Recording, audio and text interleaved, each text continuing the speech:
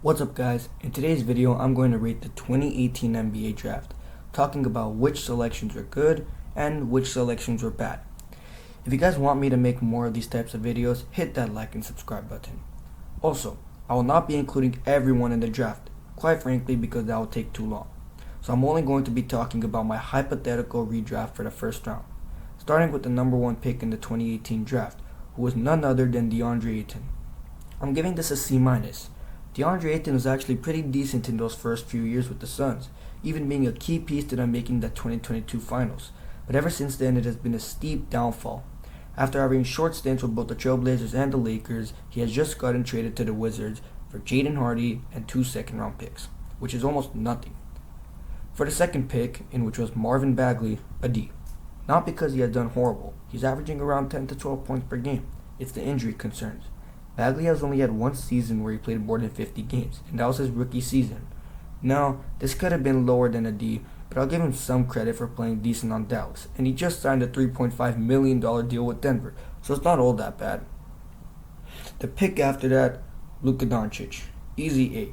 The Hawks found a gem in Luka, but I guess they thought Trey was better, so they traded for him. Still, Luka has proved he is one of the best players in this stacked class, averaging almost 34 points a game for LA this year.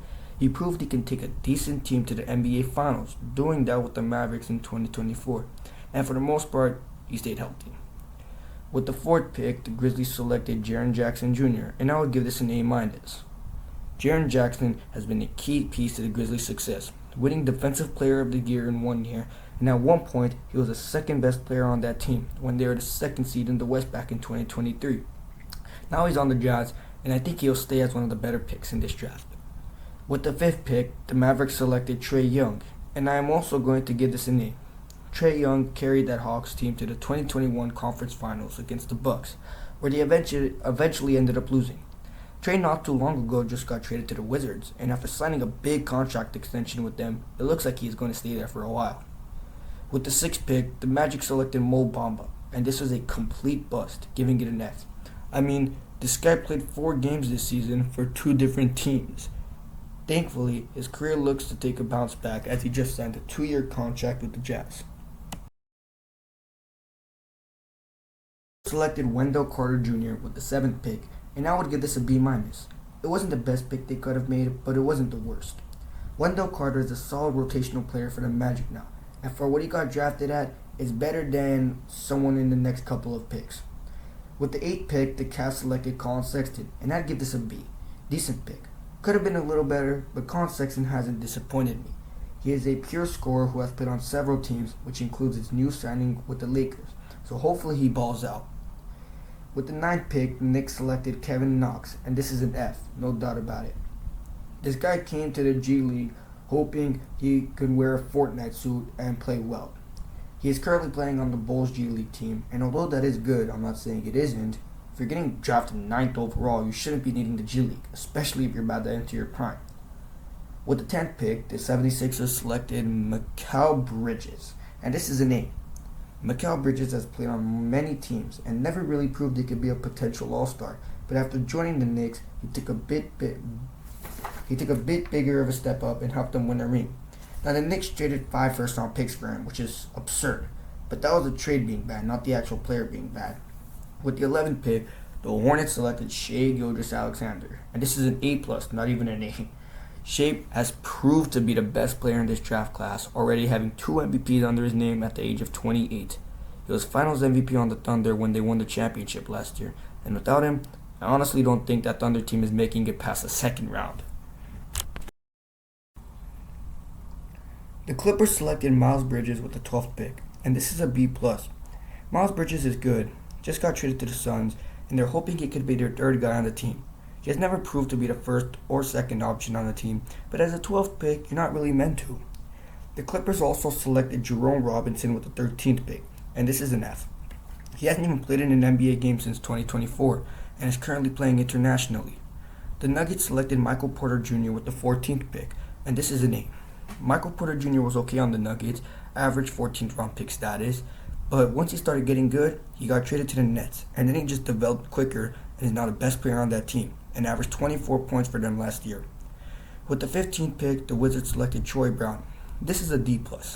He played decent in his first couple of years, then once he left the Lakers in 2023, no one really took him back. Now I'm pretty sure he's playing in an Australian league. The Suns selected Zaire Smith with the 16th pick. This is also a D+. He's playing on some G League team now, but I can't give it an F because once you start to get this low, you can't expect him to be this star player. The Bucks selected Dante DiVincenzo with the 17th pick, and this is an A. DiVincenzo is still in the league and is the backup point guard for the Minnesota Timberwolves. Unfortunately, we won't see him for some time as he tore his ACL. The Spurs selected Lonnie Walker with the 18th pick, and this is a B-.